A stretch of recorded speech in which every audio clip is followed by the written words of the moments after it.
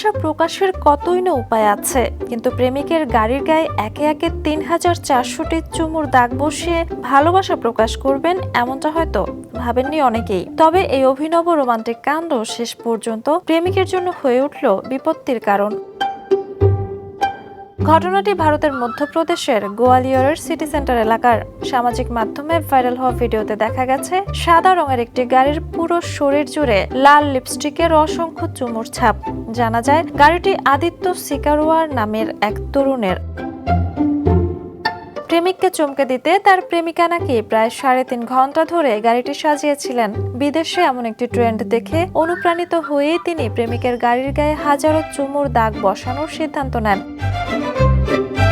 কিন্তু রোমান্সের সেই মুহূর্ত বেশি দিন গোপন থাকেনি। গাড়ির ভিডিও ভাইরাল হতেই নজরে আসে স্থানীয় ট্রাফিক পুলিশের। পরে গাড়িটি শনাক্ত করে চালককে থাটিপুর এলাকা থেকে আটক করা হয়। শেষ পর্যন্ত ট্রাফিক আইন লঙ্ঘনের অভিযোগে আদিত্যকে ৫,৫০০ রুপি জরিমানা করা হয়। পুলিশের নির্দেশে গাড়ির গায়ে থাকা সব লিপস্টিকের দাগও পরিষ্কার করতে হয়েছে। আদিত্য জানিয়েছেন, এই ধরনের সাজসজ্জার কারণে ট্রাফিক আইন ভাঙা হতে পারে তা তাদের জানা ছিল না। ভালোবাসার অভিনব প্রকাশে প্রেমিকার হাজারো চুমুতে যখন গাড়িটি আলোচনায়, তখন প্রেমিকের কপালে চিন্তার ভাঁজ। কারণ ৩,৪০০ চুমুর রোমান্টিক গল্পের শেষটা হলো ৫,৫০০ রুপির জরিমানায়। Jhuma Mridha, the news.